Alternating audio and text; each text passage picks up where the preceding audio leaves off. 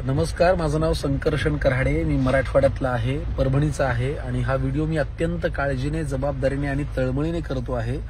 मी गेल्या काही दिवसांमध्ये बातम्यामध्ये आणि व्हॉट्सअपवरती येणाऱ्या व्हिडिओजमध्ये मराठवाड्यातली पूर परिस्थिती पाहतो आहे. ज्या पद्धतीने उभ्या राहिलेल्या पिकांमध्ये कमरे एवढं पाणी शिरलेलं आहे, त्याच्यामध्ये सोयाबीन, कापूस, बऱ्याच प्रकारची पिकं आहेत. सगळी म्हणजे वाया गेलेली आहेत. शेतकरी हातातोंडाशी आलेला घास शेतकऱ्याचा गेलेला आहे आणि हे फार फार फार क्लेशदायक आहे. आता मी मुंबईत राहून तिथे येऊन तर काही मदत नाही करू शकत, म्हणून मी आज सकाळी परभणीच्या माझ्या जिल्हाधिकारी साहेबांशी बोललो, कलेक्टर साहेबांशी, आणि त्यांनीही तात्काळ तत्परतेने मला एक नंबर दिला. मी माझ्याकडनं फुल न फुलाची पाकळी माझ्या परभणीसाठी, माझ्या मराठवाड्यासाठी जमा करण्याचा प्रयत्न करतोय. हा व्हिडिओ ज्यांच्यापर्यंत पोहोचेल, मग ते माझ्या क्षेत्रातले माणसं असतील किंवा जगभरातले कुठल्याही क्षेत्रात काम करणारे कुठलाही मराठी माणूस असेल, त्याला जर वाटलं की माझ्या मराठवाड्यासाठी, माझ्या परभणीसाठी काही करावं, तर त्यांनी मदत करा. यातनं नक्की त्यांना एक उभारी मिळेल, धीर मिळेल.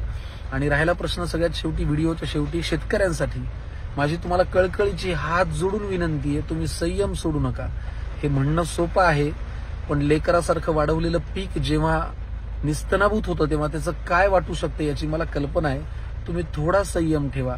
तुमच्या जीवाचं काही बरं वाईट करून घेऊ नका. ते तुम्ही करून घेतलं तर तुम्ही पिकवलेलं अन्न आम्हाला गोड लागणार नाही. हे तळमळीने आमचं सांगणं तुम्ही लक्षात ठेवा. तुम्ही थोडा संयम ठेवा, सगळं चांगलं होईल. बांधावर बसा, पडणाऱ्या पाण्याकडे बघा. पुढच्या वर्षी हेच पाणी तुम्हाला साथ देईल, त्रास देणार नाही. हा माझा शब्द तुम्ही लक्षात ठेवा. थोडा धीर धरा.